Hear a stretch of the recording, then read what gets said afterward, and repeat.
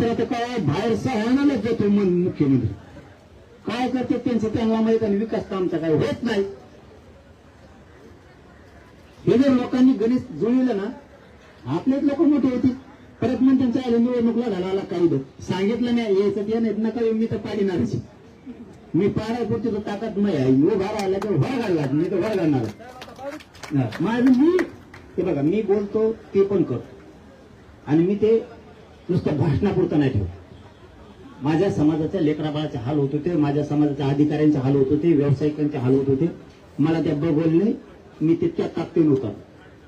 तुम्हाला जर आता गोरगरीब धनगराचं दुःख बघत नसेल, वेदना बघत नसेल तर तुम्ही एक या.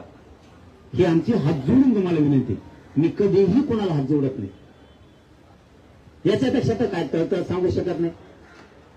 तुमच्या नेत्याला पुढे घाला काय तुम्हाला तरी अडचण आहे त्यांना मान द्यायला द्या. बीज पेरायचं काम आपलं असतं. रान सुपीक करून ठेवायची जबाबदारी आपली असते. आपण ते करावं.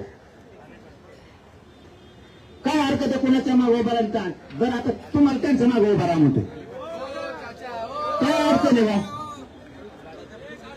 अडचण काय? समजा आता यांना म्हणतोय मी तुम्ही त्यांना मोकळीक द्या, त्यांना मान सन्मान द्या. आता माझा याचा उलट सुद्धा प्रश्न आहे.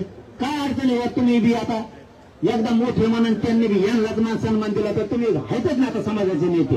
काय अडचण आहे तुम्हाला तरी? उलट तुम्ही मान जिंकणं गरीब धनगराचं की चला आम्ही नेते समाजाचे आम्ही तुमच्या मागे ठाम आहे.